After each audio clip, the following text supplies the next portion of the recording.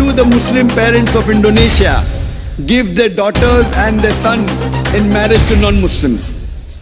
I want all the universities in Indonesia, in the Islamic studies, to make it a point that do not marry non-Muslim. If I understood the question correctly, that the Quran says that the Jews and Christians will be in hell, but Surah Baqarah chapter 2 verse number 62 says that all those who believe in Allah and have faith, whether you are a Christian or a Jew or a Sabian, you will go to Jannah. So these two verses are contradicting. Before I answer this question, I find it very common in Indonesia that Muslims are marrying non-Muslims and they do it so freely. And while traveling in these few days, I realized that Muslim parents willingly give their daughters to marry a non-Muslim. If a Muslim parents give their daughters in marriage to a non-Muslim, most probably even you will be held responsible. Why do the Muslim parents of Indonesia give their daughters and their sons in marriage to non-Muslims? How are you doing it? Allah clearly states in the Quran, in Surah Baqarah, chapter number 2, verse number 221, that do not marry mushrika until she believes. A believing woman is far better than a mushrika, even if she allows you. That means you do not marry a mushrik girl until she believes. A believing woman, even if she's a slave woman, even if she's a servant, she is far better than a Muslimah, even if she allows you. She may be the Queen of England, she may be the most beautiful woman in the world, but if she's a non-Muslim, a Muslim woman who's a slave woman is far superior. Why don't the Muslims of Indonesia know that? The verse continues, do not marry a mushrik, do not marry an unbelieving man until he believes. A believing man, a slave man, a servant who's a poor man is far superior than a non-Muslim, even if he allows you. He may be the most handsome man in the world. He may be the king of the world. But a man who has belief, faith is far superior. I think the Indonesian parents don't read the Quran with understanding. In my country, India, if the children of a Muslim parent marry a non-Muslim, 99% they'll be thrown out of the family. Here, the parent is very happy. My daughter is marrying a Christian, my daughter is marrying a Hindu, my son is marrying a Hindu lady and he wants to become Hindu, and they laugh.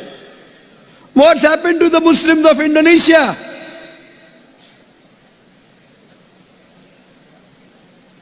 I want all the universities in Indonesia, in the Islamic studies, to make it a point that do not marry non-Muslim. I'm shocked. When we go to a minority Muslim country, they excommunicate the person. The parent dishonor. Here, make it very clear that if you have an option between marrying a non-Muslim who may be the king of the world, who may be the most handsome man, who may be the most beautiful, who may be Richard Gere, anyone. He may be Bill Gates. But the Muslim man who is a servant, who may be the most ugliest man in the world, he is far superior because he has Iman. If you have Iman, you will go to Jannah. I want to tell the Muslim men, do not marry non-Muslim women. She may be the most beautiful woman in the world, not Indonesia. She may be the most wealthiest woman in the world. She may be a queen. But if you have a mu'minah, a believing woman, who may be the most ugliest woman in the world, who may be a slave woman, she is far superior because she will take you to Jannah. She is your muhsana. The Quran says your wife is a muhsana. Muhsana means fortress against the devil. If you marry a non-Muslim, they are a fortress of the devil, not against the devil.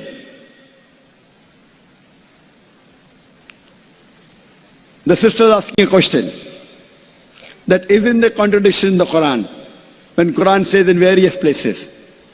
For example, Quran says in Surah Ma'idah, chapter number 5, verse number 72. لَقَدْ كَفْرَ الَّذِينَ قَالُوا إِنَّ اللَّهُ عِيسَى ابْنُ مَرْيَمَ. They are doing kufr, those who say that Jesus is son of Allah.